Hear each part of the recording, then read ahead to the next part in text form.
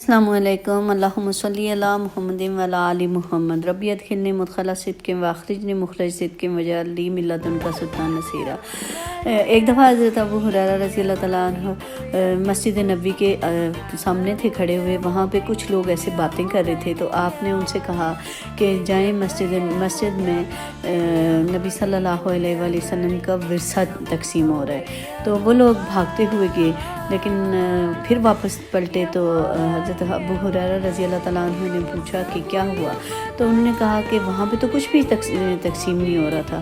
تو انہوں نے کہا کہ آپ لوگوں نے کیا دیکھا وہاں پہ؟ تو وہ کہنے لگے کہ ہم نے وہاں پہ کچھ لوگوں کو نماز پڑھتے ہوئے دیکھا، کچھ کو قرآن پڑھتے ہوئے دیکھا، اور کچھ اللہ اور اس کے رسول کی باتیں کر رہے تھے۔ تو حضرت ابو ہریرہ رضی اللہ تعالیٰ عنہ نے فرمایا کہ یہی تو ورثہ ہے اصل، جو نبی صلی اللہ علیہ وآلہ وسلم کا ہے کہ قرآن کو سمجھیں، اللہ سبحانہ تعالیٰ کا ذکر کریں، اور اچھی باتیں کریں اور نماز پڑھیں۔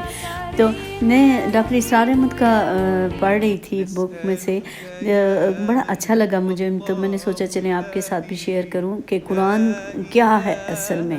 قرآن کیا فلسفہ کی بک ہے، یا سائنس کی بک ہے، یا جیالوجی یا فزکس کی بک ہے؟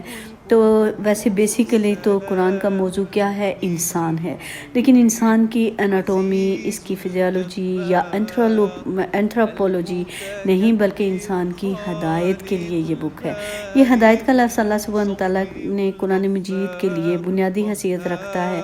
چنانچہ دیکھیں سورہ بقرہ کی شروع میں ہی آتا ہے ہدی للمتقین، پھر اس کے بعد آتا ہے ہدی للناس، پھر سورہ یونس میں آتا ہے ہدی و رحمۃ للمؤمنین، سورہ لقمان میں آتا ہے ہدی و رحمۃ للمحسنین، سورہ بقرہ کی آیت نمبر 97 میں آتا ہے ہدی و بشریٰ للمؤمنین، سورہ آل عمران میں آتا ہے ہدی و موعظۃ للمتقین، پھر سورہ مائدہ میں آتا ہے ہدی و موعظۃ للمتقین۔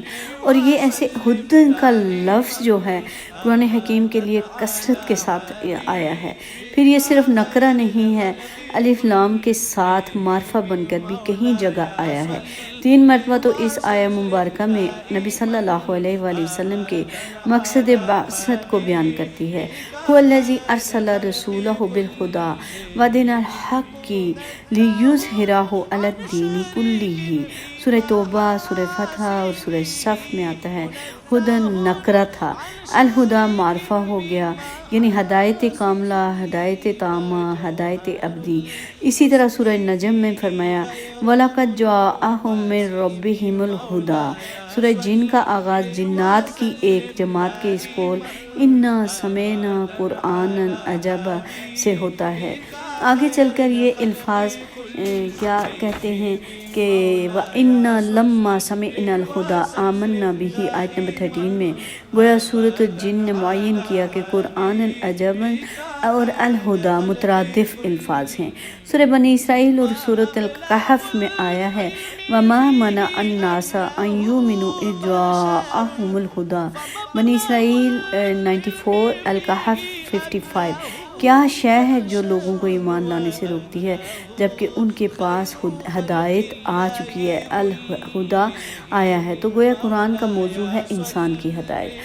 اب یہ بات بھی ذہن میں رکھیں کہ انسان کے علم کے 2 گوشے ہیں۔ علم انسانی 2 حصوں میں منقسم ہے۔ مشہور کہاوت ہے العلم علمانی، علم الابدانی و علم الادیانی۔ ایک حصہ ہے مادی دنیا کا علم، مادی حقائق کا علم، جو حواس کے ذریعے سے حاصل ہوتا ہے۔ دیکھنا، سننا، سونگھنا، چکھنا، چھونا، یہ ہمارے حواس خمسہ ہیں۔ یہ تمام صلاحیتیں ہیں جن سے کچھ معلومات حاصل ہوتی ہیں، اور عقل کا کمپیوٹر ان کو پروسیس کرتا ہے، ان سے نتائج نکالتا ہے اور انہیں سٹور کر لیتا ہے۔ پھر یہ حواس کے ذریعے سے مزید کوئی معلومات حاصل ہوتی ہے تو اب ان کو بھی وہ پروسیس کر کے اپنے سابقہ میموری سٹور کے ساتھ ہم آہنگ کر کے کوئی اور نتیجہ اخذ کرتا ہے۔ اس طرح رفتہ رفتہ انسان کا یہ علم بڑھتا چلا جا رہا ہے، اور ہم نہیں کہہ سکتے کہ یہ ابھی اور کہاں تک جائے گا۔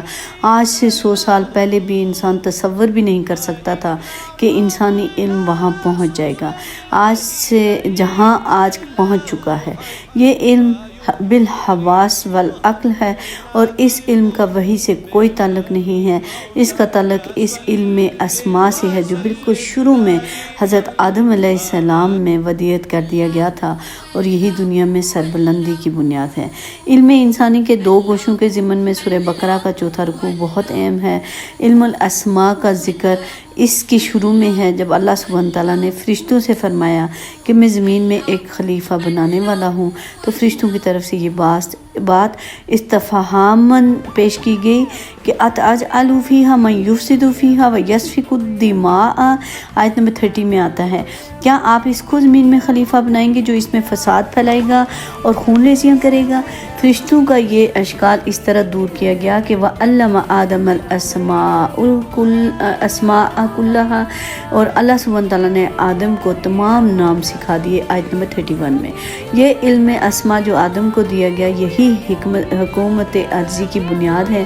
جو قوم اس علم کے اندر ترقی کرے گی وہی اقتدار عرضی کے حقدار ٹھہرے گی۔ البتہ اس رکوع کے آخر میں فرمایا گیا کہ جب حضرت آدم علیہ السلام سے خطا ہو گئی اور شیطان کے اغوا سے متاثر ہو کر اللہ سبحانہ تعالیٰ کے حکم کی خلاف ورزی ہو گئی، تو انہوں نے اللہ سبحانہ تعالیٰ کے حضور توبہ کی، اور اللہ سبحانہ تعالیٰ نے ان کی توبہ قبول کرنے کا بائیں طور پر اعلان کر دیا۔ فَتَلَقَّىٰ آدَمُ مِن رَبِّهِ كَلِمَاتٍ فَتَابَ عَلَيْهِ، آیت نمبر 37 میں آتا ہے کہ اس کے بعد ذکر ہے کہ جب آدم علیہ السلام اور حوا علیہ السلام کو حکم دیا گیا کہ اب زمین میں جا کے رہو اور وہاں کا چارج سنبھالو، تو فرمایا فَإِمَّا يَأْتِيَنَّكُم مِّنِّي هُدًى فَمَن تَبِعَ هُدَايَا فَلَا خَوْفٌ عَلَيْهِمْ وَلَا هُمْ يَحْزَنُونَ۔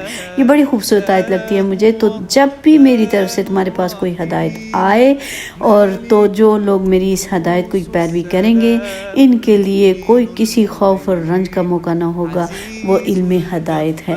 لہٰذا یہ قرآن ہمارے لیے کیا ہے؟ علم ہے، ہدایت ہے، نور ہے، روشنی ہے۔ اسی سے اپنی زندگیوں کو سنواریں، اور اللہ سبحانہ تعالیٰ سے دعا ہے کہ اللہ پاک ہمیں اس رسی کو مضبوطی سے تھامنے، اس پہ عمل کرنے کی توفیق عطا فرمائیں، اور ہر کسی کی مشکلات آسان کریں، اور اس کی ایک ایک آیت پہ عمل کرنے کی توفیق عطا فرمائیں۔ ہماری اولادوں کو بھی ربنا ھب لنا من ازواجنا وذریاتنا قرۃ اعین واجعلنا للمتقین اماما رب ارحمہما کما ربیانی صغیرا۔ السلام علیکم۔